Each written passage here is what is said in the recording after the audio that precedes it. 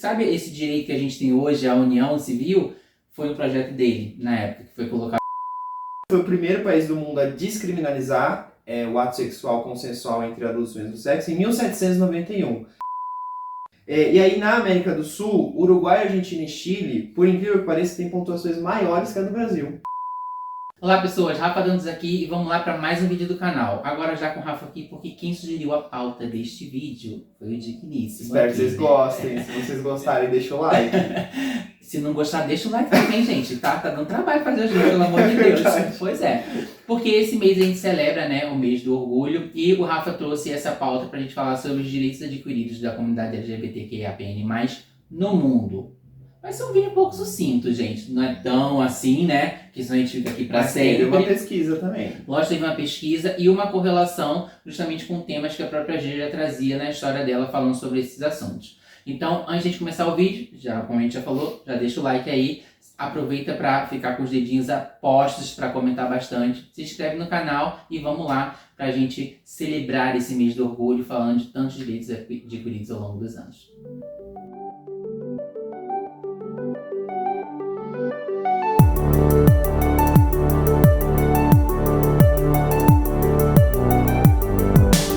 Começar falando de direitos, eu vou fazer algumas correlações com a revista, como na edição 22, que já se falava sobre o Pacto de Solidariedade, que era uma tentativa de criar uma união estável, né? Exato. Que foi uma entrevista feita com o deputado na época, Roberto Jefferson, que ele estava querendo colocar essa lei aí para justamente pessoas terem contratos que garantisse direitos, mas não era nada sobre união homoafetiva ou coisa parecida. Olha como os tempos eram diferentes, né? Roberto Jefferson era um deputado de centro-direita, em que aceitou dar uma entrevista, uma comunicação abertamente gay, e explicar o projeto de lei dele. Eu acho que não se fazem mais políticos como antigamente. Eu acho que, na verdade, tinha um oportunismo de que se você consegue a simpatia dessa parcela da sociedade, você andaria mais votos, mas pelo menos estava fazendo alguma coisa, né? Mas assim, como eu tô falando, não ia dar direito à adoção, não ia dar direito... Ele deixa bem claro na entrevista que não é para ser algo similar ao casamento. Você não ia ter direito à adoção, parecia mais um contrato de trabalho entre duas pessoas, para elas terem direito umas às outras, às coisas que elas têm. Tanto que ele fala, é um contrato entre duas pessoas. Ele fala, pode ser feito com mãe com filha, pai e tio e tia. Exatamente. Ele queria beneficiar, de certa forma, a parcela LGBT da sociedade, mas era mais... Não, na verdade, o benefício a nós ia ser indireto. Indireto, exatamente. Já na edição 27, a Marta Suplicy, que também tinha muitos projetos para tentar fazer algum tipo de união entre os pares do mesmo sexo, deu uma entrevista falando sobre a dificuldade de conseguir justamente passar essas leis à frente. E aí a própria Marta diz que não é o projeto de lei ideal, porque ele não representa um casamento, né? Mas é uma união que permitiria direitos mínimos perante a lei entre pessoas do mesmo sexo. Então, por isso que ela apoiava. E mesmo assim não foi pra frente, gente. Impressionante. Na edição 47, é uma coisa que permeia direitos LGBTs também, era uma matéria falando pelo fim da violência anti-gay, que falava ainda como somos perseguidos em tantos lugares, em alguns lugares até temos direito, infelizmente... O direito que a gente tem em alguns lugares do mundo é a pena de morte, né? Pois é. Infelizmente isso se perpetua até o dia de hoje em alguns lugares. Lembrando que isso é 2001, mais de uma década depois é que a gente veio a obter a criminalização da homofobia no Brasil. Na edição 72, ainda estava lá celebrando e deu na mídia a primeira união civil legalizada que aconteceu na América Latina, lá na Argentina. E na edição 74, no G-Press, estava colocando no topo o Sérgio Cabral. Olha só, é isso que eu falo. Acredite se quiser. Que falando que, tipo assim, foi ele que... Sabe esse direito que a gente tem hoje, a união civil? Foi um projeto dele, na época, que foi colocado lá em pauta no STF e em 2011 acabou sendo aprovado. Assim, gente, ele não é um anjo. Já foi condenado por corrupção e tudo mais. Mas vocês veem como é uma pauta oportunista para alguns políticos, né? A gente ganha com isso? Obviamente, mas assim... Assim, né? Eu acho que tem pessoas que são boas de coração para certos aspectos, para certas causas, mas não deixam de ser ladras para se beneficiar em outro, né? Mas a verdade acaba sendo essa, né? Enfim, agora te dou a pauta. Então, gente, olha, os dados que a gente vai trazer aqui vieram do World Population Review, que é um banco de dados online que sempre está computando como andam os direitos LGBT no mundo. Então, os primeiros que a gente vai falar são exatamente os direitos civis, Sim. que é o de união estável, casamento e adoção. Então, em relação à união estável e casamento, tem cerca de 50 países no mundo que permitem esses direitos para pessoas do mesmo sexo. Aí você fala, nossa, 50 é bastante, gente. O mundo tem mais de 200 territórios reconhecidos pela ONU, então assim, é 25%. Direitos iguais tá bem longe disso, não né? Não tá tendo, exatamente. E aí as pessoas que reclamam, mimimi. Peraí. Vamos deixar um baixo. pouco de bom senso, né? E aí a grande maioria desses países, inclusive, se encontra na Europa e nas Américas, no continente americano. Cerca de 40 deles. Ou seja, você sai do mundo ocidental, a coisa fica cada vez pior. Tem isso também. E aí, um pouco os motivos por causa disso, né?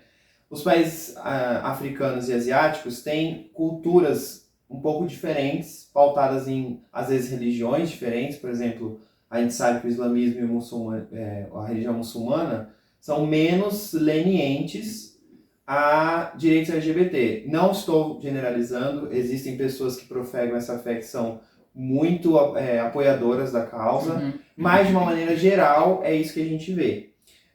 Tanto que o primeiro país no mundo a permitir a união estável entre pessoas do mesmo sexo com direitos totais foi Israel, em 1994, então um país judaico, mas que a gente sabe que a população de Tel Aviv tem uma comunidade gay muito efervescente. Sim. Inclusive, a gente segue pessoas, né, em rede social de lá. Mas todo o país de Israel que é homoafetivo e pró-LGBT... Tem isso também. Essas né? listas estão baseadas nos dados que eles conseguem captar, que vem provavelmente muito mais dos lugares mais populosos, que são as capitais. Então, se você for para um país que a gente fala, é super, super legal, super bem receptível. Se for para o interior... tem chances de você sofrer algum tipo de homofobia e tudo mais. Já para o casamento, esse direito foi primeiro promulgado na Holanda, em 2001, inclusive a G chega a falar sobre isso, né?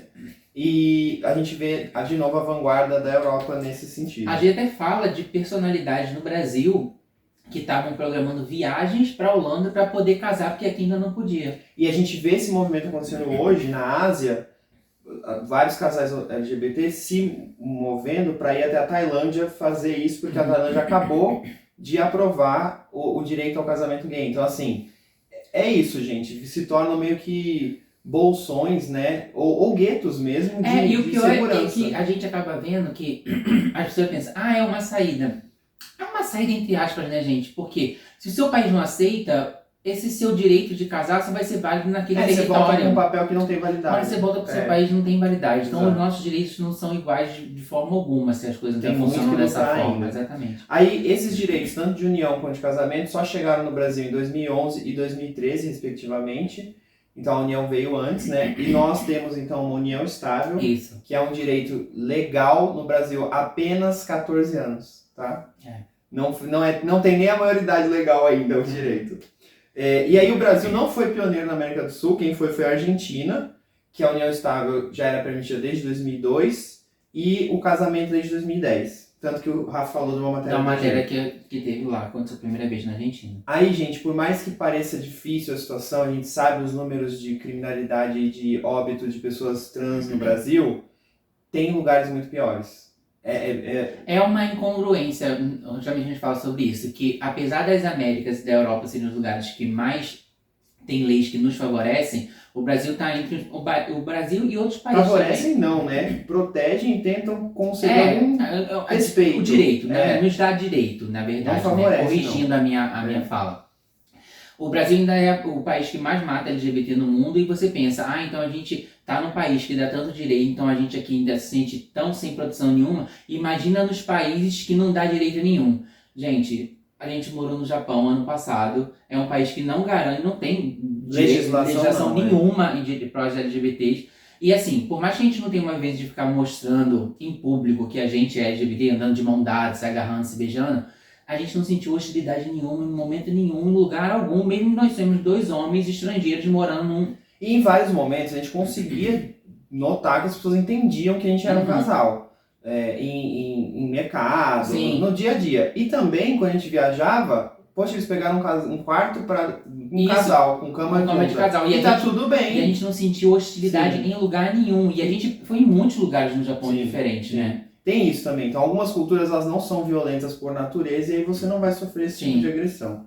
Mas aí na África, por exemplo, que é um continente gigantesco, com mais de 50 países, somente a África do Sul e Guam tem algum tipo de direito civil que permite união entre pessoas do mesmo sexo. Então vocês vejam que tem muito ainda que lutar. E na Ásia também, a mesma coisa, um continente gigantesco, com mais de, sei lá, quase metade da população mundial, e somente Israel, Tailândia e Taiwan têm esses direitos. Então é muito triste. Então a gente tem que continuar lutando sim. E aí em relação à adoção, tem um pouco mais de países, são 60 países. Por quê? Alguns países prevêem a adoção por praticamente qualquer pessoa. Você pode ser uma pessoa solteira, se você for, por exemplo, um tio da criança e você tem um parceiro, isso não é legalizado, mas você quer adotar a criança. Então... que a própria G fez muitas matérias falando sobre a adoção de casais LGBTs no Brasil, isso lá na década de 90, nos anos 2000, só que tipo assim, não é o casal que adotava, era um dos pares adotava no nome dele e essas pessoas criavam como se fosse, mas só uma das pessoas que tinha legalmente sobre as crianças, né? E aí uma curiosidade, o Canadá foi o primeiro país a permitir a adoção por casais ou qualquer pessoa em 1995 e ele seguiu sendo até os anos 2000, então só na virada do milênio é que outros países começaram a mudar a sua legislação. É engraçado, se a gente parar pra pensar, é tudo muito recente. É muito recente, exatamente. Muito recente. E no Brasil somente em 2010, então a luta continua. E aí em relação à criminalização, né? O que é a criminalização? É o ato sexual consensual entre adultos do mesmo sexo ainda ser considerado ilegal. Gente, vocês estão entendendo? O ato consensual entre dois adultos. Por que algum governo tem que legislar sobre isso? O dentro da casa da pessoa. Exato. Mas enfim, ainda é ilegal em 70 países do mundo. Pra vocês terem uma noção. E tem os ilegais aí que é em níveis pesadíssimos. Vamos chegar lá. A França foi o primeiro país do mundo a descriminalizar o ato sexual consensual entre adultos do mesmo sexo em 1791, lá na Revolução Francesa. Faz tempo. E aí, sim. E aí entre os anos 1900 e 2000, ou seja, durante um século, né, o último século, 103 países fizeram alterações nas suas leis, modificando o ato consensual sexual homoafetivo como crime. E aí nos últimos 25 anos, né, depois dos anos 2000, só 29 países. E aí nos que são ilegais, olha só, vou ler para vocês. É previsto como um crime com penas que variam entre multas, trabalhos forçados, chicoteamento, prisão de 1 a 14 anos ou a sentença capital, que é pena de morte. Nessa matéria que a gente já falava lá há muitos anos atrás, tipo, lá nos anos 2000, que era a violência anti-gay, tinha muitos relatos, essa matéria é bem pesada, eu lembro quando a gente leu na época, a gente até analisou. Se eu vou colocar o vídeo aqui que a gente fala sobre essa matéria, o link para vocês poderem dar uma olhada, que a gente lê alguns relatos de pessoas sendo, tipo assim, praticamente eliminadas em praça pública, na frente de todo mundo, como se não tivesse problema nenhum, Sim. Sabe? E os traumas que essas pessoas viviam, acho que sobreviveram, lógico, né? E contando seus relatos, que muitas pessoas culpavam, por que essas pessoas passam por isso, que elas não fazem algo? Porque você vive muito oprimido na sua própria pele, você não encontra forças para lutar contra quando você está nessa realidade, sabe? É bem complicado. Sim. Então você que é um casal gay, é fã da Rihanna, quer passar suas férias em Barbados, não vá. Saiba que se alguém denunciar você pode ter prisão perpétua, você e seu marido. Não vai ser na mesma cela, então cuidado. Às vezes quando eu e o Rafa a gente estava procurando destino de viagem, a gente se preocupa muito em olhar isso. E a gente fala assim, a gente nunca viajou para um país da África, não tem nenhuma ilha paradisíaca na África. A gente olha, tem as Ilhas Maurício, aí fomos olhar, opa, não vamos. Pois é.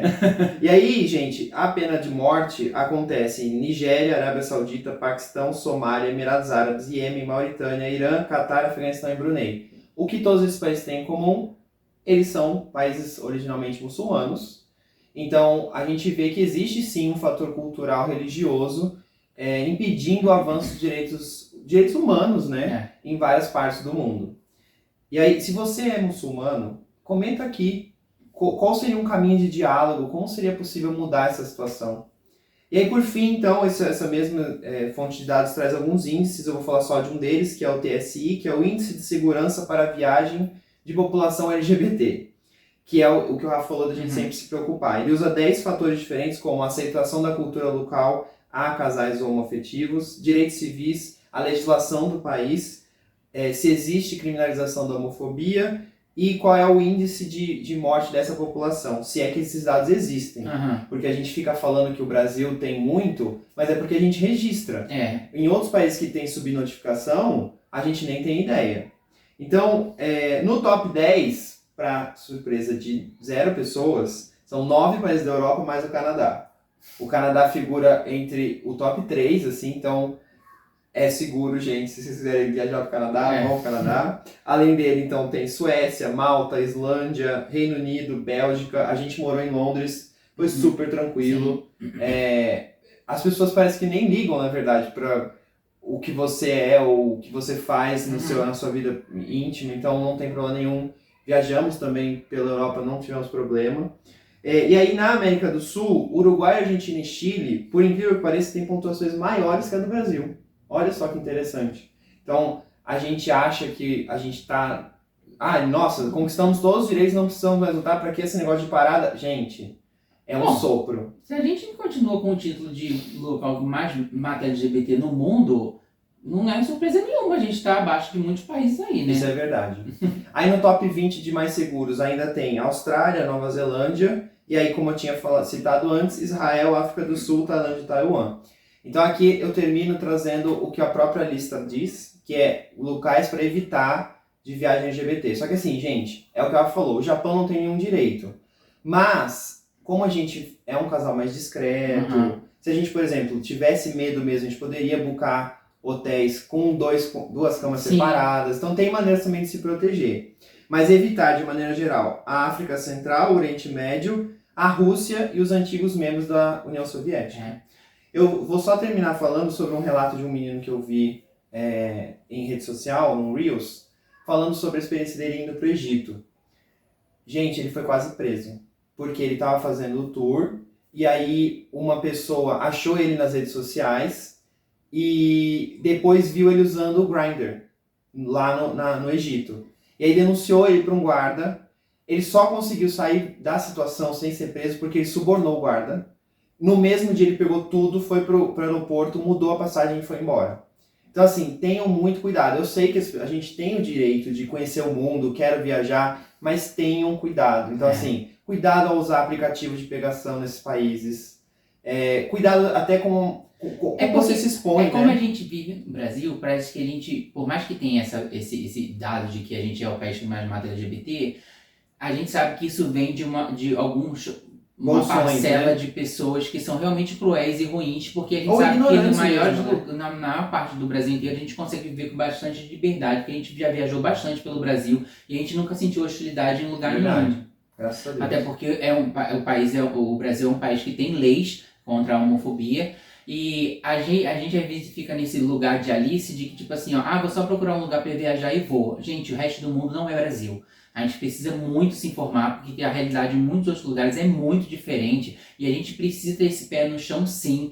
Porque a gente foi morar no Japão, por mais que lá seja um lugar super seguro, a gente tem um choque de cultura e de realidade, sabe? São outros costumes, você tem que respeitar muito como eles...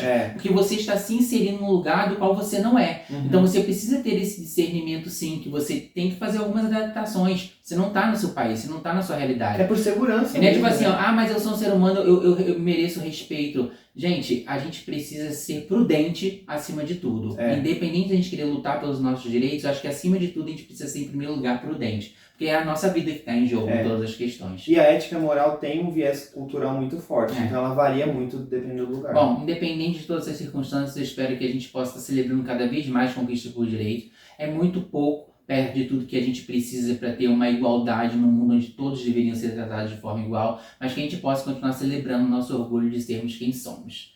A gente agradece muito por ter vocês aqui com a gente até aqui no vídeo. Aproveita, deixa o seu like aí, comenta o que vocês pensam a respeito disso tudo. Se tem lugares que vocês visitaram que às vezes fala que é tão seguro e que vocês se sentiram hostilizados, que pode ser uma realidade também, que a gente seria muito interessante pra gente saber. Se você chegou até aqui e não é inscrito no canal, se inscreve no canal e a gente se vê no próximo vídeo. Até já já.